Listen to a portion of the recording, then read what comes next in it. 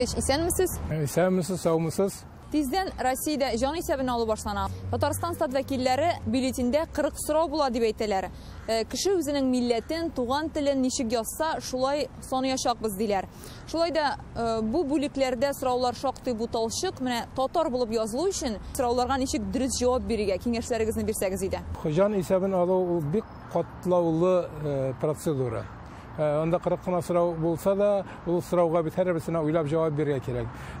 Uylab cevap veriyor ne için gerek? Çünkü onda milleti de yazılı, onda gaylet hali de yazılı, onun nindi şartlarda yaşıyor. Onda bir küp sıravlar, türlü sıravlar. Ama lakin bizim için millet vekilleri için, her bir millet kişisi için bilgileyinde en mühim sıravlarının birisi olda bulsa sen kaysı millet vekili hem senin tuğan tilin nindi. Ne için biz Tatar milleti zorrak bulsun, kübrek sandığı bulsun diye biliyoruz. Çünkü bu sosyal şartlar bilen de belli.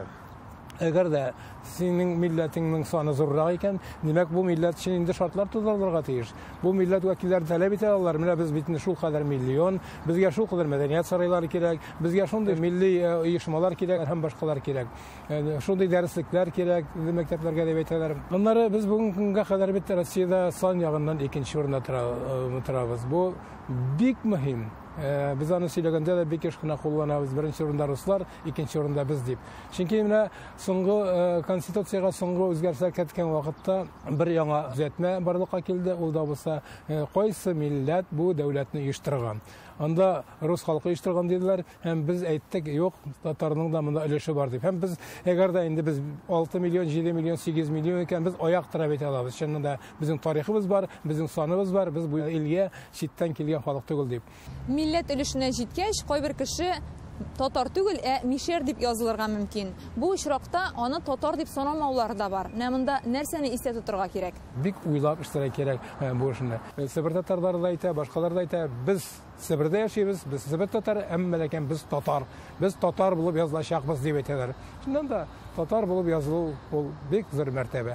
Millet ülüşün tuturganda, qotnaş ailelərdə tərbiyələnən balalarda min kim deyip yazılırga degen soru tuarga mümkün. Aytik, әтисе Rus, әнисе Tatar, яисә киресенчә булган очракта ул Rus, сызыга аша Tatar дип күрсәтергә мөмкин. Bu очракта икесе дә исәпкә алыначакманың. Ничек? En катлаулы мәсьәлә millet мәсьәләсендә катнашык гаиләләрдә. Şundan da bir әтисе Rus, әнисе Tatar яисә киресенчә була икән, анда бәхәс яисә төрле фикерләр булырга мөмкин. Монда ни эшләргә? Билгеле, birisi Tatar diп yazık diп әйтергә мөмкин, birisi Rus diп yazık diп әйтергә мөмкин, birisi Rus Tatar diп, яисә Tatar Rus дип язырга мөмкин. Монда әле катгый карарга килү булмаган моңа кадәр, менә бүгенге көнгә кадәр. Россиянең икътисад министры урынбасары әйтте, кайсы милләт беренче булып язылган, шунысын исәпкә алачакбыз дип. Татар Рус дип яза икән, Татар язылачак. Әгәр дә Рус Татар дип яза икән, Рус язылачак. Әмма ләкин Татарстан статистика идарәсендә башка төрдә әйттеләр. Бу мәсьәләдә әле төгәл катгый карар булганы юк диделәр. Катнаш гаиләләрдә утырып, киңәшеп, бу мәсьәләдә уртак бер фикергә килерләр дип уйлыйм мин. Без кай вакытта шаяртып әйтеп тә куябыз. Безнең күп милләтле татар халкы дип. Шуннан да без бик күп милләтле, күп төрле һәм киләчәктә шулай булып калырбыз. Әмма ләкин без барыбыз да бер бөек татар халкының уллары, кызлары. Әңгәмәгез өчен бик зур рәхмәт, исән сау булыгыз. Үз юлламасында халык санын алу темасын президент та читләтеп үтмәде.